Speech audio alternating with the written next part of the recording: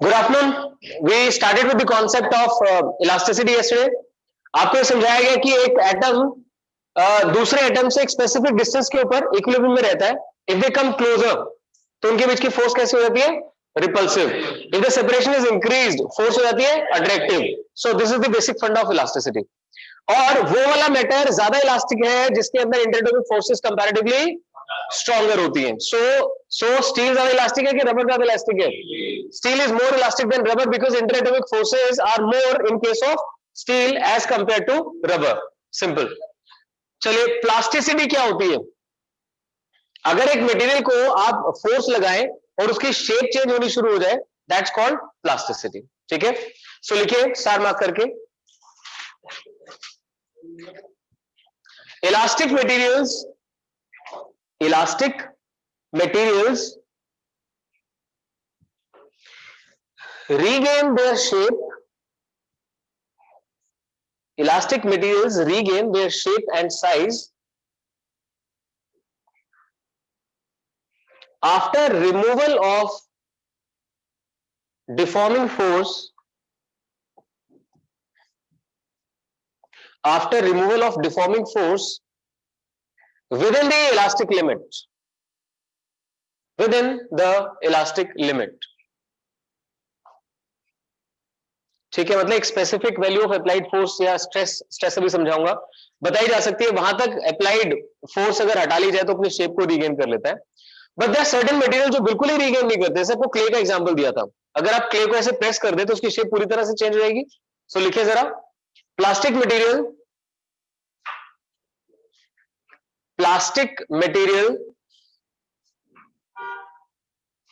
are not able to regain their shape and size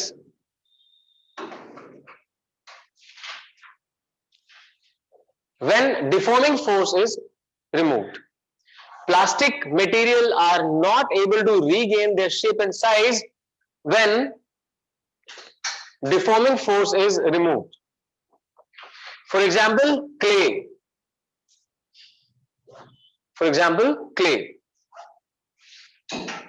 ठीक है, तो यहां पे डिफॉर्मिंग फोर्स से क्या मतलब है? जो आप एक्सटर्नल फोर्स लगाते हैं किसी मटेरियल के ऊपर जो उसके शेप को चेंज करने की कोशिश करता है, दैट्स कॉल्ड डिफॉर्मिंग फोर्स। और उसके वजह से उसके अंदर जो फोर्सेस डेवलप होती हैं because of elasticity, these forces are called reforming force. लिखिए जरा, elasticity results in restoring forces। जो अंदर रिफॉर्मिंग फोर्सेस उनको नाम क्या दिया जाता है? Restoring forces. Elasticity results in restoring forces inside material when deforming forces are applied.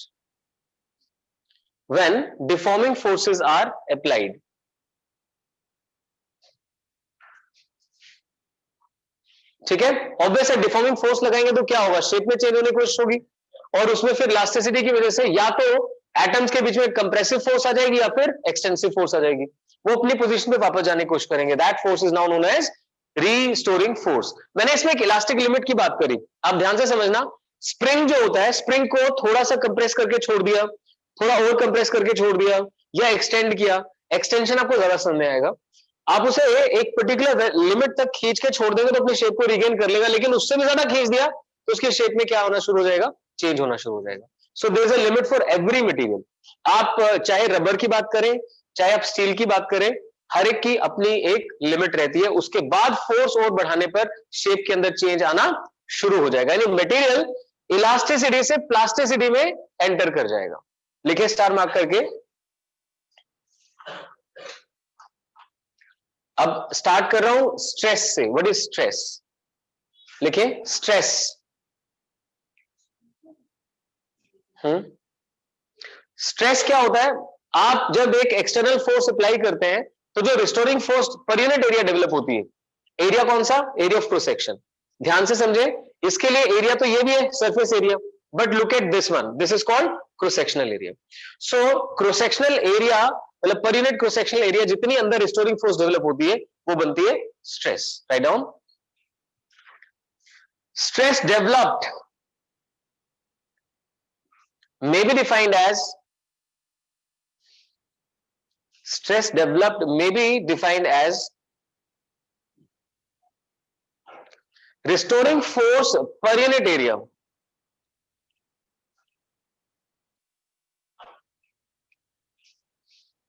restoring force per unit area of cross section restoring force per unit area of cross section when deforming force is applied. When deforming force is applied. ठीक है ना. Obviously restoring force तभी आएगी जब deforming force भी लगा रखी होगी.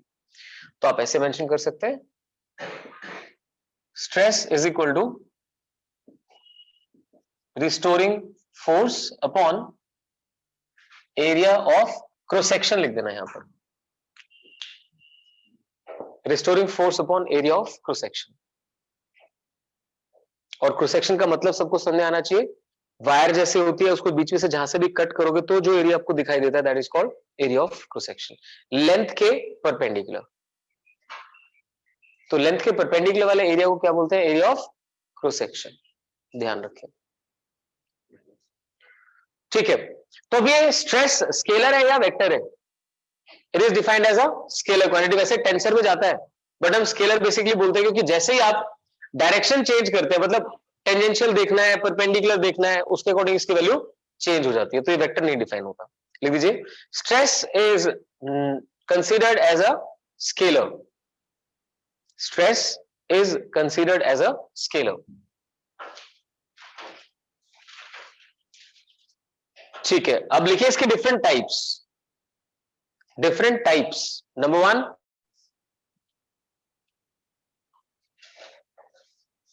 longitudinal. Longitudinal, that is along the length. Along the length. Like that, it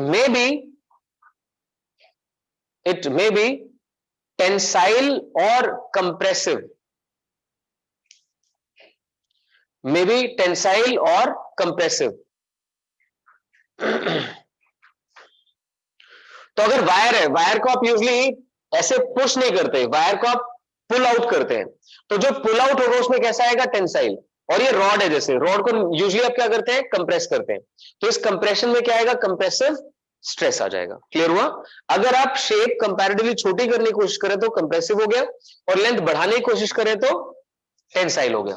तो लेंथ वाइज दो चीजें हो सकती है, या तो टेंसाइल हो सकता है या फिर कंप्रेसिव हो सकता है. और डेफिनेशन एक ही है, force per unit area of cross section. तो वो आप मेरे साथ बनाए जरा. सपोज कीजिए कि ऐसे कोई रॉड है, राइट. ये रॉड यहां से हैंग्ड है और आपने इसके ऊपर फोर्स लगा दी, कुछ फोर्स अप्लाई किया आपने, उससे इसकी लेंथ कुछ बढ़ जाएगी ऑब्वियसली. तो that force per unit area of cross section. Force per unit area of cross section कहीं पे भी आप दिखा सकते हैं. This is area of cross section. तो आगे कुछ भी पढ़ने से पहले जरूरी है कि आप स्ट्रेस के डिफरेंट टाइप्स को अंडरस्टैंड करें कि लॉन्गिट्यूडनल हो सकता है जिसमें टेंसाइल या कंप्रेसिव. ये टेंसाइल है, फोर्स लगाई पे चीज खिंच गई तो force per unit area define करते हैं. यहां पे आप कह सकते हैं अगर किसी चीज की लेंथ बढ़ेगी तो एरिया कम भी तो होगा. उसकी टेक केयर के लिए भी एक टर्म डिफाइन की जाती है जो कि आपके सिलेबस से हटा दी गई है, पॉइजन रेशियो. सो अभी हम उसके बारे में बात नहीं करेंगे. सिंपली आप जितने क्वेश्चंस करेंगे you will not consider any change in area of cross section. आप उसे सेम काउंट करके चलेंगे, F/A. डन. फिर लिख दीजिए और कैसा स्ट्रेस हो सकता है? नॉर्मल स्ट्रेस बोलते हैं, नॉर्मल या hydraulic stress.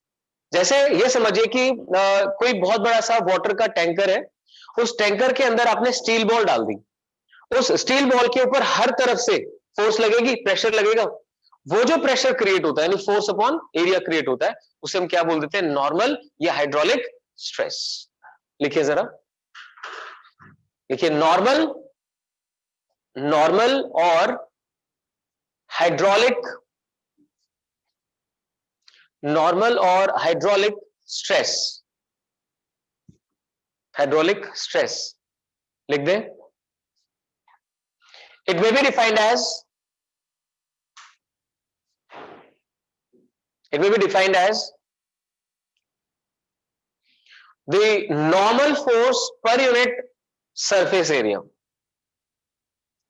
normal force per unit surface area, right?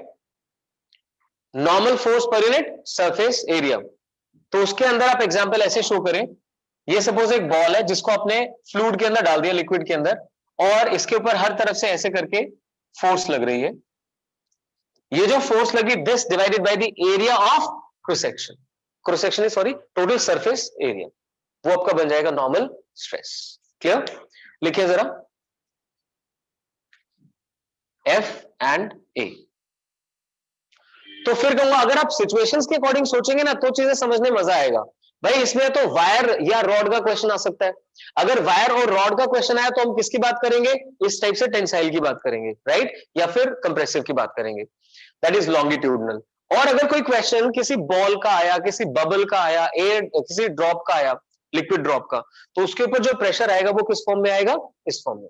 Stress को प्रेशर भी कह सकते हैं, नहीं वे नहीं, pressure is different, stress is different. आप देखो प्रेशर में इतनी सारी टाइप्स कहां डिफाइन करते हैं। और एक इंपॉर्टेंट चीज है, प्रेशर होता है एक्सटर्नल फोर्स की वजह से, एक्सटर्नल फोर्स अपॉन एरिया, वो भी परपेंडिकुलर फोर्स अपॉन एरिया। और यहाँ पे जो हम स्ट्रेस डिफाइन कर रहे हैं वो कौन सी फोर्स की वजह से है? इंटरनल रिस्टोरिंग फोर्स की वजह से। तो the major difference is while you define stress, that's an internal property of the material, that is because of restoring force, and when we talk about pressure, that is an external property, that is because of external perpendicular force upon area। clear? ठीक है, तो ये हो गया, ये हो गया। अब क्या बचा? कई बार ऐसा भी होता है कि कोई ऑब्जेक्ट ऐसे करके सीधा, मान लो एक छोटी सी बिल्डिंग बनाई है आपने जो ऐसे सीधी खड़ी है और उसका बॉटम तो फिक्स है, उसके टॉप सरफेस पे किसी ने इधर से फोर्स लगाई और वो बिल्डिंग थोड़ी सी टेढ़ी हो गई, तो इस तरह के स्ट्रेस को क्या बोलोगे? ये भी तो फोर्स लगी और area of surface, upper surface, that is called tangential stress. Clear? लिखिए जरा। Next is shearing stress or tangential stress, shearing stress or tangential stress।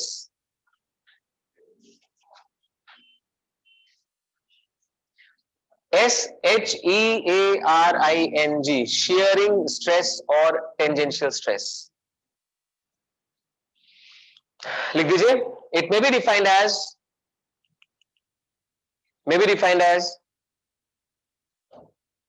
tangential force applied, tangential force applied per unit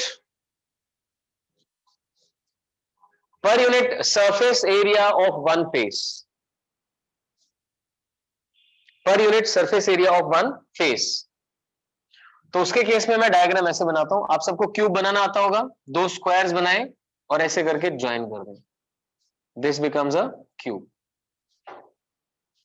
तो इस cube में अगर आप यहां से ऐसे करके फोर्स लगाते हैं तो जो ये ऊपर शेडेड वाला एरिया है ये ए कंसीडर करना है आपको। तो तीनों अपने आप में अलग है, और जैसा वेनी ने पूछा मैं एग्जैक्टली क्लियर कर दूं, प्रेशर एक एक्सटर्नल कैरेक्टरिस्टिक है, due to external force apply होता है, and stress is due to internal force develop. तो इसके अंदर लॉन्गिट्यूडनल, टेंसाइल और कंप्रेसिव हो गया, इसके अंदर नॉर्मल या हाइड्रोलिक हो गया, हाइड्रोलिक या हाइड्रोस्टैटिक, हाइड्रोस्टैटिक बोल सकते हो आप, इसमें हाइड्रोलिक लिखा, हाइड्रोस्टैटिक कर दो उसको, हाइड्रोस्टैटिक प्रेशर। नॉर्मली हम स्टैटिक कंडीशंस में डील कर रहे होंगे इनको। और इसके ऊपर आ जाइए, अब ये क्या बताया? Tangential force per unit area of one face, मतलब ऐसे करके एक ऑब्जेक्ट रखा हुआ है, यहां से फिक्स है, आपने यहां से फोर्स लगाई तो ये थोड़ा सा टेढ़ा हो जाएगा इस फोर्स की वजह से, so that force per unit area is called tangential. और शियरिंग, शियर होता है जिसमें हल्का सा टेढ़ा हो जाता है चीज। फाइन, चलिए ये था स्ट्रेस। अब लिखें आगे स्ट्रेन। स्ट्रेन, स्ट्रेन क्या होता है? Delta L by L, delta A by A, delta V by V. ध्यान है आपको, strain is a dimensionless physical quantity. So mention करें strain developed may be defined as ratio of change in either length, comma area or volume. Change in length, comma area or volume per unit initial length, comma area और volume. Clear हुआ? So usually से पता है क्या बोलते हैं, ratio of change in dimension upon original dimension. तो आप एक लाइन लिख दीजिए, that is change in dimension per unit original dimension. Change in dimension per unit original dimension. तो अगर लीनियर ऑब्जेक्ट होगा तो लेंथ आ जाएगी, अगर एरिया बेस्ड होगा तो एरिया आ जाएगा, और कंप्लीट वॉल्यूम बेस्ड होगा तो वॉल्यूम आ जाएगा. Now that is called strain. अब स्ट्रेन भी तीन तरह का डिफाइन होता है, आप समझ सकते हैं. यहां पे लेंथ चेंज करेगी, राइट, यहां वॉल्यूम चेंज करेगा, और यहां पर बेसिकली एंगल चेंज करता है. तो ज्यादातर हम डिफाइन करते हैं length, volume and angle. I will define कि उसमें कैसे आता है. Write down. Strain is a dimensionless parameter. Strain is a dimensionless parameter.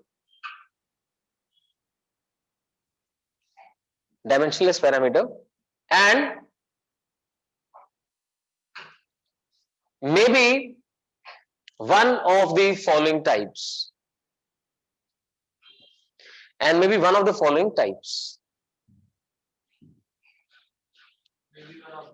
Following types. नीचे वाले में से कोई एक. One of the following types. Number one, longitudinal strain.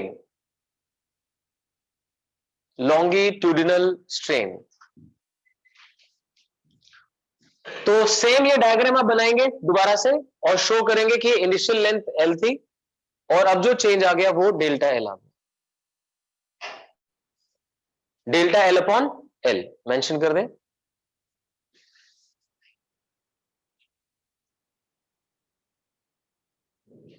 Draw करें.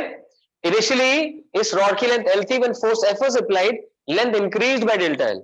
So change in dimension upon original dimension, delta L by L.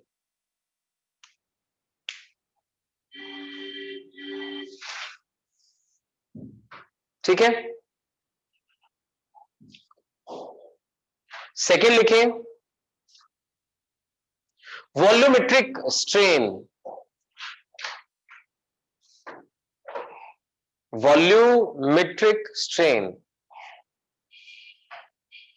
ये तो I hope define तो आप कर लेंगे. Change in length upon initial length, वो मैं लिखवा नहीं रहा हूं. वॉल्यूमेट्रिक स्ट्रेन क्या है, आपने जैसे डायग्राम बनाना है इसमें पहले बाहर एक डॉटेड ऐसे बना देना. डॉटेड का मतलब ये पहले इतना वॉल्यूम था और अब डिक्रीज कर गया. So initial volume was v, now the volume has changed by delta v. तो this is v minus delta v. वैसे ये पता है क्या करते हैं, फाइनल वॉल्यूम को v प्लस डेल्टा v लिखते हैं, जिसमें कहते हैं कि डेल्टा v इज नेगेटिव क्योंकि वो डिक्रीज हुआ है. आ रही बात सुनने? Delta v is change in volume. अगर साइज डिक्रीज हुआ होगा तो डेल्टा v कैसा आ जाएगा, नेगेटिव आ जाएगा. सो लिख दें.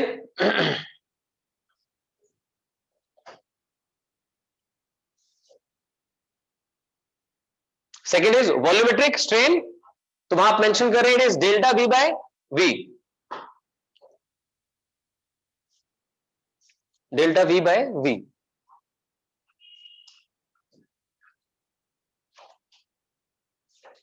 यहां पे क्लियर करें, delta v is the change.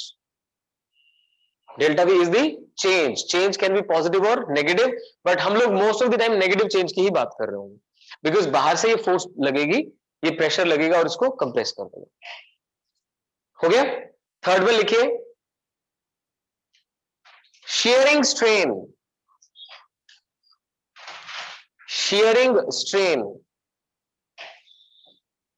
इसे थोड़ा ध्यान से समझना। आज भी फोर्स अप्लाई करोगे तो ये साइड ऐसे टेढ़ी हो जाएगी, ये भी आगे की तरफ मूव करेंगी। तो मैं सिर्फ ये वाला फेस कंप्लीटली बना लेता हूं, राइट। इधर से सब आगे की तरफ शिफ्ट हो गया,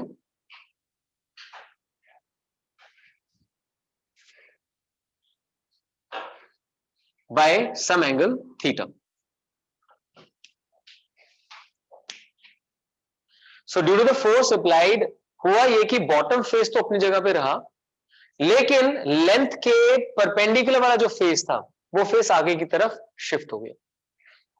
तो जिस एंगल से ये लेंथ घूम गई है that angle is called sharing strain. तो ऐसे में हम क्या करते हैं, इस लेंथ को एल लिख देते हैं वापस से, और इधर ये जो चेंज आया इधर से इधर तक का, दिस चेंज इज से डेल्टा एल। तो kindly pay attention, this length be L and the shifting in the forward direction be delta L, this angle be theta। तो आप मेंशन कर सकते हैं shearing strain may be defined as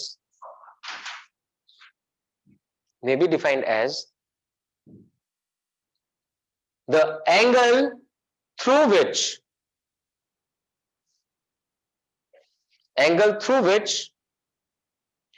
face perpendicular to the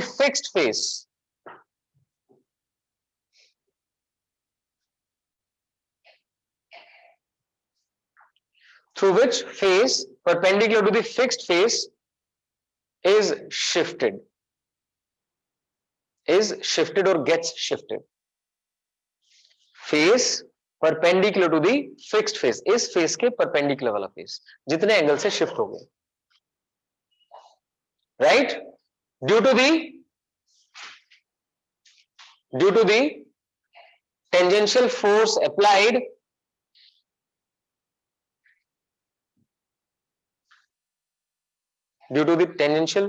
applied on topmost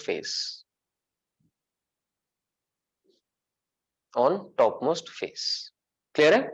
तो ये आ जाता है, इसे आप थीटा से रिप्रेजेंट करते हैं।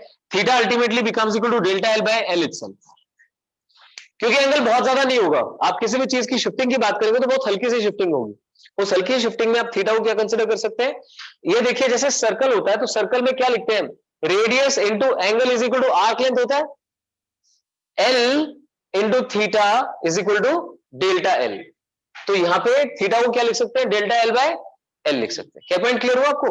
Angle is arc length upon radius, look at this, this is angle, this is radius, this is arc length, तो L becomes equal to R into theta। Same fundamental यहां पे लगा सकते हैं, रीजन भी कि इस लेंथ के कंपैरिजन में डेल्टा एल बहुत ही कम है, that's why. So theta is delta L by L. तो आपको डिफरेंट टाइप्स ऑफ स्ट्रेस और स्ट्रेन पता चल गए हैं। अब क्या होता है कि कॉम्बिनेशंस काम करते हैं, जैसे लॉन्गिट्यूडनल ही फोर्स कंसीडर कर लो, स्ट्रेस कंसीडर कर लो, और वही स्ट्रेन कंसीडर कर लो, वहां से निकलेगा यंग्स मॉडुलस, और यहां पे जाएंगे तो बल्क मॉडुलस, और यहां पे जाएंगे तो रिजिडिटी मॉडुलस। तो उन्होंने क्या किया है, रिजिडिटी मॉडुलस भी सिलेबस से हटा दिया। तो आप लोग पढ़ेंगे, वैसे तो यंग्स भी हटा दिया, बट उसके बिना बिल्कुल काम नहीं चलेगा। यंग्स और बल्क ये दो मैं थोड़े बहुत आपको पढ़ाऊंगा, ठीक है। चलिए लिखिए जरा, Hooke's law.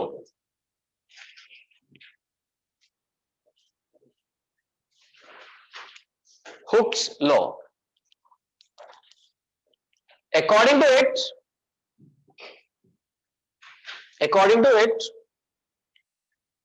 stress developed is directly proportional to strain produced. Stress developed is directly proportional to strain produced within the elastic limit. stress developed is directly proportional to strain produced within the elastic limit. Elastic limit का मतलब आपको बताया गया है कि वहां तक अगर आप एक्सटर्नल फोर्स को छोड़ देंगे तो जो इलास्टिक बॉडी है अपनी साइज एंड शेप रीगेन कर लेती है, उसे बोलते हैं इलास्टिक लिमिट। ठीक है, तो लिखते हैं साथ साथ, stress is proportional to strain. अब stress becomes equal to modulus of elasticity into strain. Modulus of elasticity लिख दे, E represents modulus of elasticity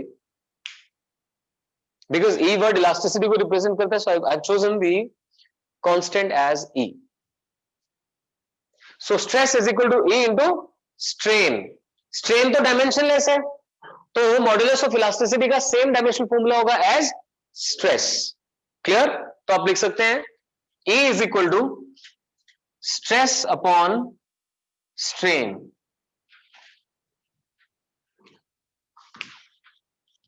तो कोई आपसे पूछे how do you define modulus of elasticity, so लिख दे modulus of elasticity, modulus of elasticity may be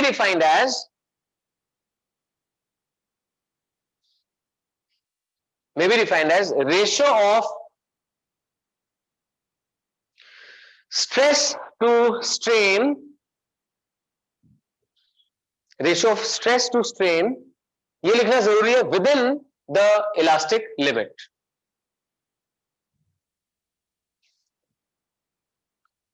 with in the elastic limit. Clear? With in the elastic limit क्यों? उससे बाहर जाते इलास्टिसिटी का फंडा फेल, सब क्या हो जाएगा, प्लास्टिसिटी में चला जाएगा, परमानेंट डिफॉर्मेशंस आनी शुरू हो जाएंगी। क्लियर है? अब ये जो मॉड्यूलस ऑफ इलास्टिसिटी है खुद तीन तरह का है। पहले एक बार इनके डायमेंशनल फॉर्मूलाज लिख दें, लिखिए जरा। डायमेंशनल फॉर्मूला,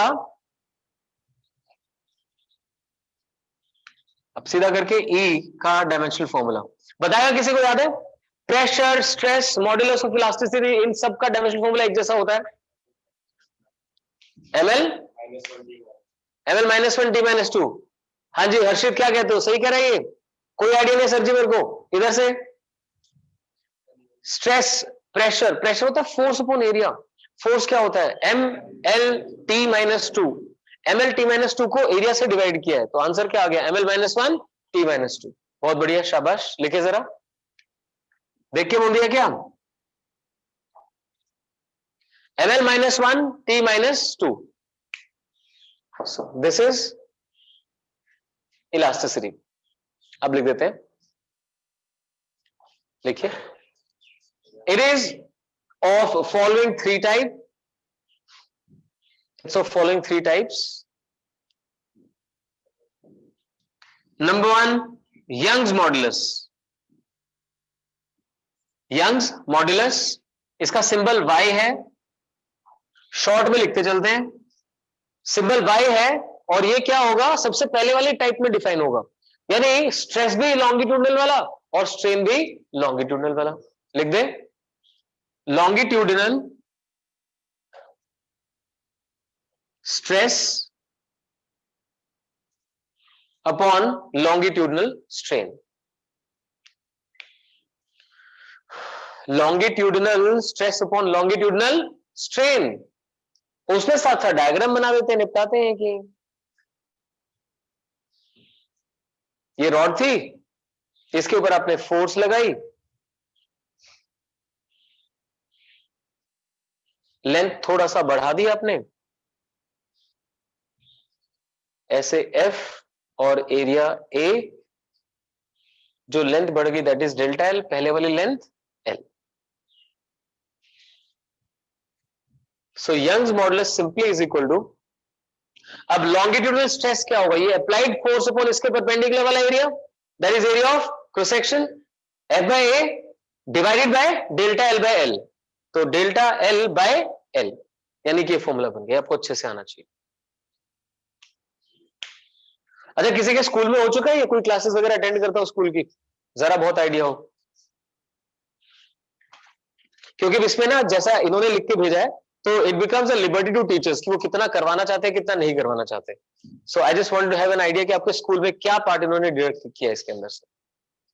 सो कोई बात नहीं, देखें Young's modulus becomes equal to stress upon strain. ये फॉर्मूला मेरे साथ साथ याद करें. Stress is force upon area and strain is delta L by L. Force upon area क्या डिफाइन कर रहा है? Stress. Force upon area stress. Stress को किससे डिफाइन करना था? स्ट्रेन से. स्ट्रेन क्या होता है? Delta L by L. तो बहुत आसान हो गया ना. Stress upon strain, stress upon strain. दोबारा बोलना क्या होता है? Stress upon strain. और स्ट्रेस क्या होता है? Force upon area. और स्ट्रेन क्या होता है? Delta L by L. बस done. So F by A L by L. तो F L by A into delta. This is Young's modulus. Clear? ठीक है. यहां पे ये क्या करते हैं यंग्स मॉडुलस को डिफाइन करने के लिए कि आप देखना जरा, अगर डेल्टा एल की वैल्यू एल के इक्वल कर दो तो ये कैंसिल आउट हो जाएगा. और एरिया को यूनिट कर दो यानी 1 metre square.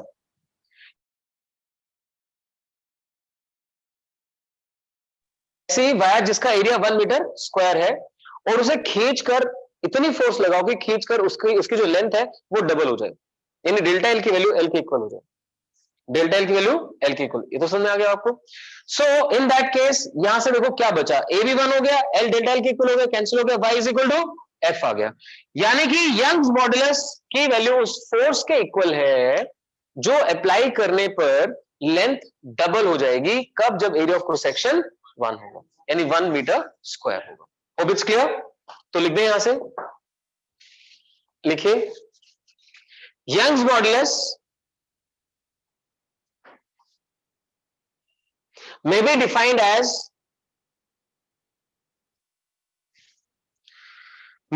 as the force required to double the length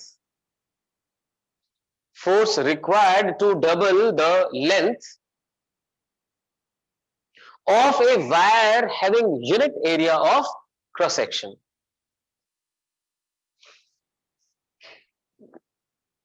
Force required to double the length of wire having unit area of cross section. That's it. ये हो गया यंग्स मॉडुलस. तो अब देखो ध्यान से, यहां पे ना बाई चांस कोई स्ट्रेन का क्वेश्चन आ जाए कि स्ट्रेन कितना प्रोड्यूस हुआ, तो आपको निकालना होता है डेल्टा एल बाय एल. मतलब सबसे पहले ये जरूरी है कि आप इस फॉर्मूले से एकदम कंफर्टेबल हो जाएं और ये सोच के बताएं कि अगर किसी मटेरियल में इलास्टिसिटी ज्यादा है तो उसमें डिफॉर्मेशन ज्यादा होनी चाहिए कि कम होनी चाहिए. जितना मटेरियल जितना ज्यादा इलास्टिक होता है, जैसे रबर और स्टील का एग्जांपल लिया था, so greater the elasticity. Deformation के बारे में क्या कहेंगे? डिफॉर्मेशन कम होनी चाहिए कि ज्यादा होनी चाहिए? ऑब्वियसली लेस होनी चाहिए. क्लियर? जितना ज्यादा इलास्टिक मटेरियल उतने डिफॉर्मेशन. और उसका जो मॉडुलस ऑफ इलास्टिसिटी है वो कम होना चाहिए कि ज्यादा होना चाहिए? ज्यादा होना चाहिए.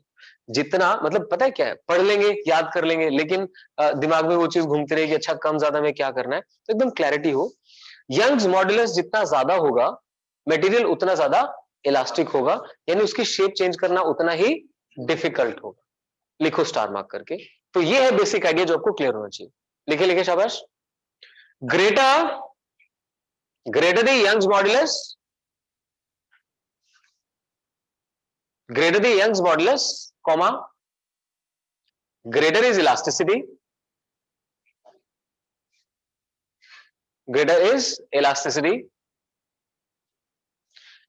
and tougher is to deform the given material. Tougher is to deform the given material. ठीक है, आगे समझ में ठीक से. अब यहां देखना, आपको सबसे पहला जो डेफिनेशन याद होना चाहिए वो स्ट्रेस अपॉन स्ट्रेन ही होना चाहिए.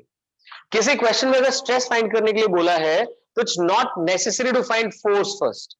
डायरेक्टली यहां से भी देख सकते हैं. अगर आपको स्ट्रेन पता है, यंग्स मॉडुलस पता है, तो स्ट्रेस तो डायरेक्टली क्या बन जाएगा? यंग्स मॉडुलस इनटू स्ट्रेन बन जाएगा. आ रही बात समझ में? इस तरीके से देखा जा सकता है. चलिए अब साथ साथ पढ़ लेते हैं बल्क मॉडुलस. लिखिए जरा, बल्क मॉडुलस.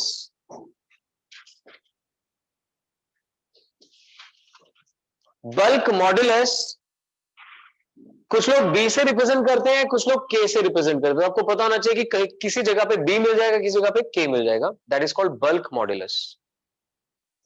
बल्क मॉड्यूलस क्या होता है? कौन से वाला stress? Normal stress divided by volumetric strain. क्या है, जब लिखोगे ना तो डायग्राम दिमाग में होना चाहिए कि अच्छा वो बात कर रहे थे ना कि एक आपने स्टील की बॉल कंसिडर कर ली, उसको पानी के अंदर डाल दिया तो पानी में चारों तरफ से प्रेशर पड़ रहा है, राइट? लिख दीजिए equal to normal stress upon volumetric strain. Volumetric strain diagram वही वाला रहेगा। ऐसे करके आप फोर्स लगाते हैं हर तरफ से,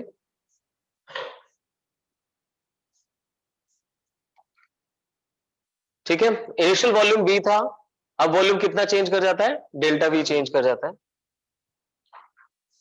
तो दिस इज, ध्यान देना, negative of delta P upon delta V by V। क्या लिखा हमने? आप खुद सोचिए, आप फोर्स अप्लाई कर रहे हैं और एरिया A डिफाइन कर रहे हैं, तो क्या प्रेशर नहीं बन गया? मैंने अब ध्यान से देखना, बाहर से फोर्स लग रही है और बाहर वाला ही एरिया कंसिडर कर रहे हैं। So in that case, that force upon area can be considered as pressure.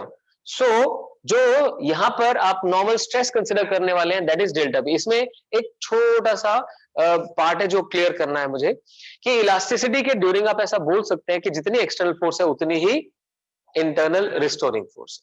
During elasticity internal restoring force can be considered equal to the external force। इसीलिए क्वेश्चन सॉल्व करते हुए nobody will provide you कि internal force कितनी develop हुई, they'll just be telling external force कितना है।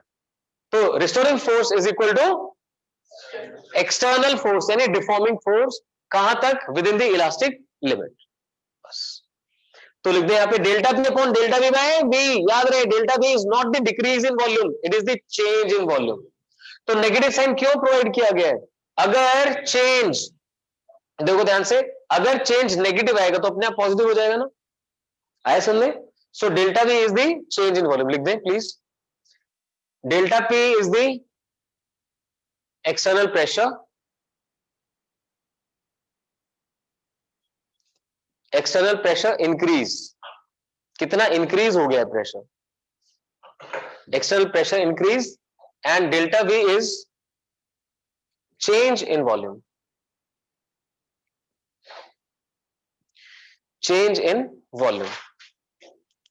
Done. तो negative sign मैंने आपको समझाया कि बल्क मॉड्यूलस में सामने नेगेटिव साइन क्यों आता है, क्योंकि यूजुअली डेल्टा V नेगेटिव होता है तो माइनस माइनस प्लस हो जाएगा।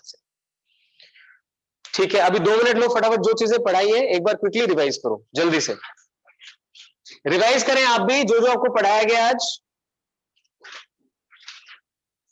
स्ट्रेस के बारे में, स्ट्रेन के बारे में, उनका रिलेशन, हुक्स लॉ। एक सेकेंड, ठीक है, हुक्स लॉ और फिर यंग्स मॉडुलस, बल्क मॉडुलस, फटाफट करें रिवाइज।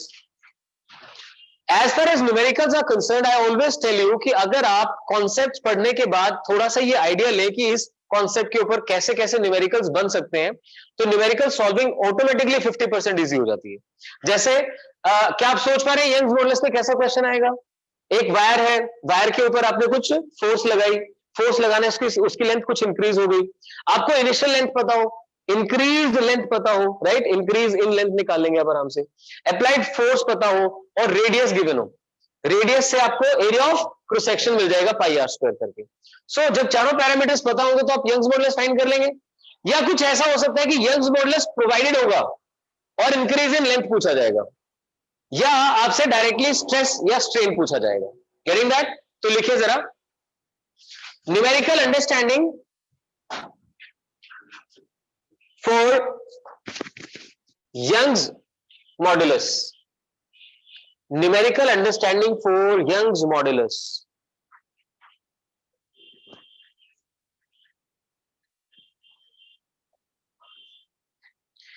अच्छा, मेडिकल के स्टूडेंट्स कौन कौन है यहाँ पे? ये जो हमारी थाई बोन होती है उसको क्या बोलते हैं? फीमर, सुना है? और कितने तक कुछ तो सुन लो, सुन रखा, बहुत बढ़िया, बहुत अच्छा लगा मुझे जानकर। ये होती है फीमर, राइट।